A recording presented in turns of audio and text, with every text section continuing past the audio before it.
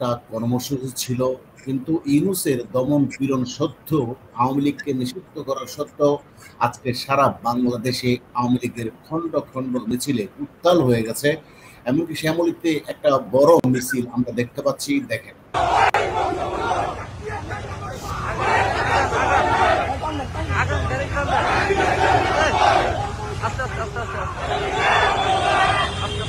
এটা শ্যামলীতে একটা মিছিলের অংশ।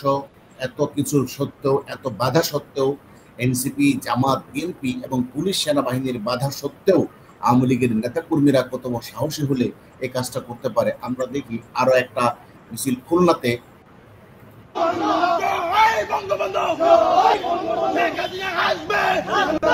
তারপরে এই যে ধানমন্ডিতে একটা মিছিলের খণ্ডচিত্র আপনাকে দেখাই। শাহবাগ,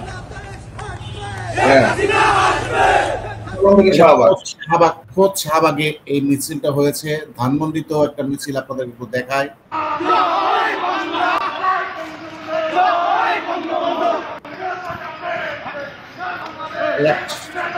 ধানমন্ডিতে যারা বাধা হালদার, আপনি আমার সাথে যুক্ত আছেন। এই যে এত বাধা বিপত্তি সত্ত্বেও আওয়ামী লীগের এই সব কর্মসূচি, এটা কি প্রমাণ করে না আসলে আওয়ামী লীগ যত দিন যাচ্ছে সাহসিকতার সাথে তারা কর্মসূচি পালন করবে?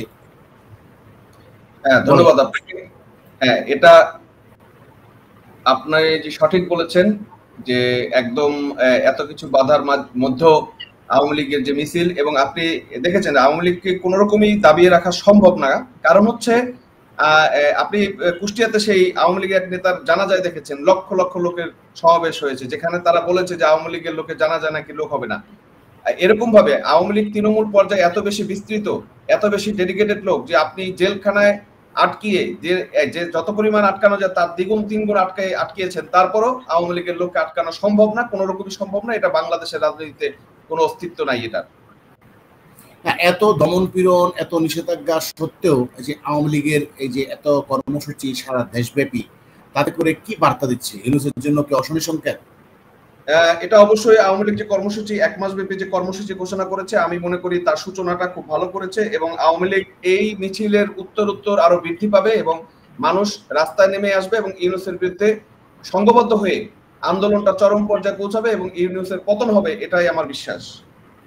হ্যাঁ, আরেকটা বিষয় আপনাকে একটু বলে রাখি, সেটা হলো এই যে জানাজায় চুয়াডাঙ্গায় আওয়ামী লীগ নেতার জানা যায়, আসলে আপনি যথার্থ বলেছেন যে লক্ষ লক্ষ মানুষ সেখানে সমাবেশ হয়েছে। আপনার কাছে যদি সেই সিনারিটা একটু থাকে তাহলে দেখাতে পারেন দর্শকদের উদ্দেশ্যে। কারণ অনেকেই বলেছে আসিফ নজরুল্লাহ, তারপর অনেকে সমালোচনা করেছে আওয়ামী লীগের লোক মারা গেলে, আপনি যেমনটা বলছিলেন, লোকে জানাজাই হবে না, জানাজা দিতে পারবে না, মানে লোকজনই হবে না, তাদেরকে এত ঘৃণা করা। অথচ আমরা বিপরীত চিত্র দেখতে পাচ্ছি যে আওয়ামী লীগের জানাজায় মানে এত মানুষ কল্পনার বাইরে। তা এটা তো বার্তা দিচ্ছে যত দিন যাচ্ছে আওয়ামী লীগের জনপ্রিয়তাটা তত বাড়ছে। ইউনূস যত ধরনের মেটিকুলাস প্ল্যান আছে আওয়ামী লীগকে নিষিদ্ধ করা, আওয়ামী লীগকে ধ্বংস করা, অর্থাৎ বিএনপির সাথে ইউনূস এখন যে মেটিকুলাস প্ল্যানটা বর্তমানে চালু রেখেছে সেটা হচ্ছে আওয়ামী লীগকে নিশ্চিহ্ন করে দেওয়া। তো এই নিশ্চিহ্নতার সফলতা তো আমরা দেখতেই পাচ্ছি না, বরঞ্চ উত্তরোত্তর আওয়ামী লীগের সফলতা যেন আরো বেড়েই চলেছে। আপনার কাছে যদি জানাজার দৃশ্যটা থাকে তাহলে আপনি একটু দেখাতে পারেন। আমি আপনাকে জানাজার দৃশ্যটা শো করতেছি যে কি পরিমাণ মানুষ এখানে আসলে হয়েছে। আমি একটু ভিডিওটাই দেখাচ্ছি আপনাকে। হ্যাঁ, দেখান এই জিনিসটা আসলে একটা ইয়ার। আপনি কি দেখতে পাচ্ছেন?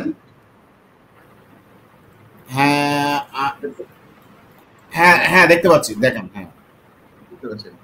এই যে দেখেন কি পরিমাণ মানুষ এখানে হয়েছে, লক্ষ লক্ষ মানুষের সমাবেশ। দেখেন আপনি, মানুষের না। তার মানে আওয়ামী লীগের নেতাদের গ্রহণযোগ্যতা কিন্তু তৃণমূল পর্যায়ে মানুষের কাছে রয়েছে।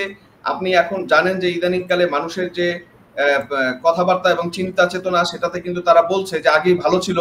তার মানে আওয়ামী লীগ আমলে যে তারা সুযোগ সুবিধা এবং নাগরিক সুবিধা উপভোগ করেছে, সেটার প্রতি মানুষের কিন্তু কনফিডেন্স অনেক বেড়েছে এবং মানুষ কিন্তু এখানে এই ইউনূস সরকারের দুঃশাসনের বিরুদ্ধে প্রতিরোধ গড়ে তোলার জন্য প্রস্তুতি নিচ্ছে এবং এর পরিণামে আওয়ামী লীগ যে কর্মসূচি ঘোষণা করছে, আমি মনে করি এটা সময় উপযোগী কর্মসূচি এবং এই কর্মসূচির মাধ্যমে ইউনূসের কাছে একটা বার্তা পৌঁছাবে এবং এই আন্দোলনে মাধ্যমে ইউনূসের পতন হবে, এটাই আমার বিশ্বাস।